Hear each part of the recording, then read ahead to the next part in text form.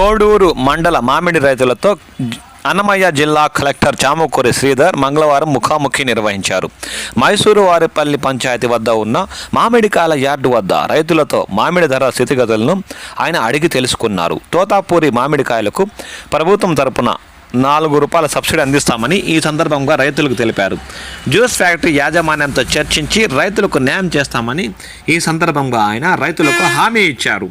సమస్యలు కూడా పరిష్కరించి వాళ్ళకి కావాల్సినటువంటి మద్దతు ఇచ్చేసి వాళ్ళని కూడా ₹8 కొనే విధంగా చేస్తున్నారు. సో రైతులందరూ కూడా నోట్ చేసుకోవాలి. మీరు కనుక డైరెక్ట్ కనుక వాళ్ళ గేట్ దాకా పల్ప్ యూనిట్ గేట్ దాకా తీసుకెళ్తే ₹8 వరకు ఇచ్చే విధంగా ఏర్పాటు చేయడం జరిగింది.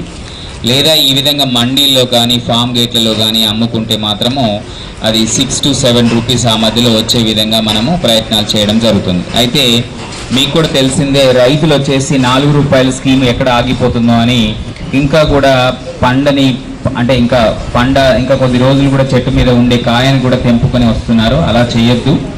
ఆగస్టు మొదటి వారం వరకు కూడా ఎంత పంట పండితే అంత పంటకి కూడా ₹4 ప్రభుత్వం ఇస్తుంది.